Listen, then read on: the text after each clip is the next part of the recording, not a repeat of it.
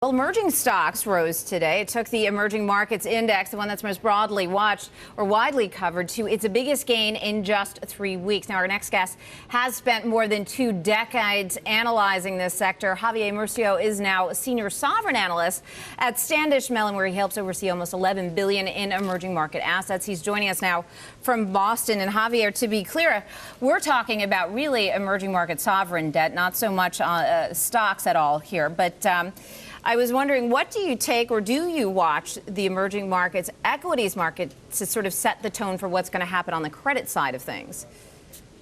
To some extent, they have moved in some separate directions at any given time. What we have continued to see is a good performance in local currency-denominated debt emerging markets through most of the year. As you know, equities are mostly related to growth, and as we have seen throughout the year, there have been some setbacks in that asset class.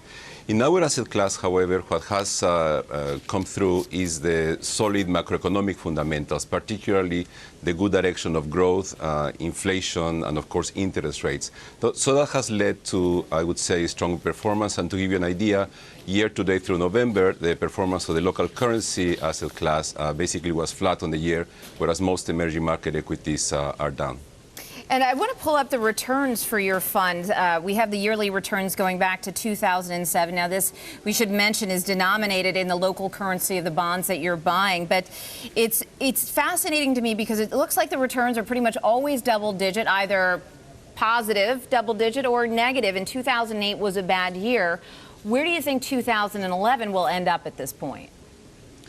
As of the end of November, we were basically flat. As you mentioned, and it is true, this asset class has the capacity to deliver double-digit returns.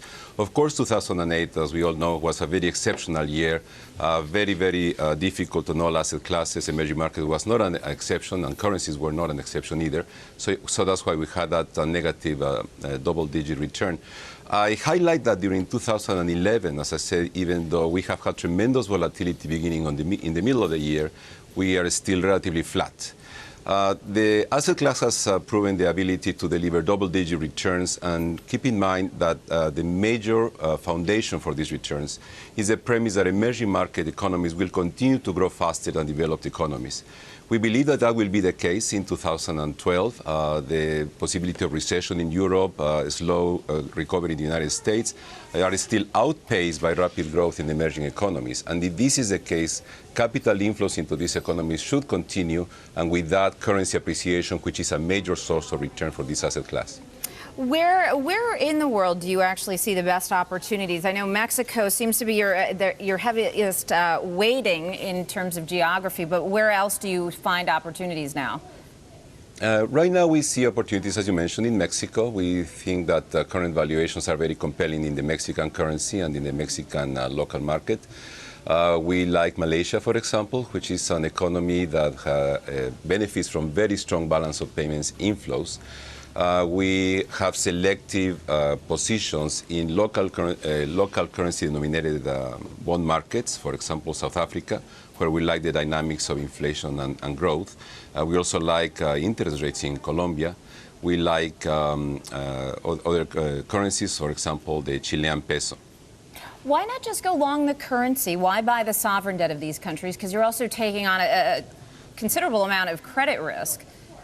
No, you don't, actually. In local currency-denominated debt, you don't take credit risk because, remember, this is debt denominated in the local currency. The returns or the funds that fit into these bonds are based on taxation in local currency. That is really a privilege of these governments.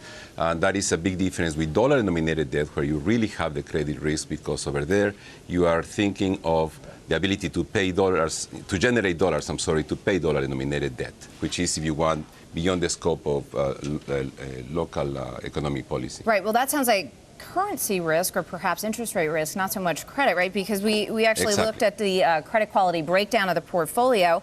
I mean, by just pure credit standards, you're sort of more in the sort of low end of investment grade, high end of high yield, really, right? 73% is in the sort of single A to triple B area. Exactly. And I have to highlight the mere existence of this asset class is confirmation of this credit quality, if you want. Remember, these are economies in this particular part of the asset class, fixed income, local currency denominated debt, that are investment grade, as you pointed out. And this is because the credibility of their monetary, their fiscal policies, the direction of inflation, their growth prospects, their low levels of indebtedness, etc., are more solid, of course, than they used to be, let's say, 10 or 15 years ago. Very quickly, Javier, you know, we've talked about Europe quite a bit over the last several months. There's a lot of issues with liquidity as it relates to trading many of those sovereign bonds. Is that an issue at all in emerging markets at this point? The liquidity in this particular asset class is supported strongly by the fact that most of the ownership is by locals. And these locals are local pension funds, local mutual funds, local insurance companies, local banks, etc. So given that these are the best quality, the most liquid bonds available to local investors, and these are institutional investors, of course, this in many ways ensures liquidity. We have not experienced significant problems with liquidity in that regard this year.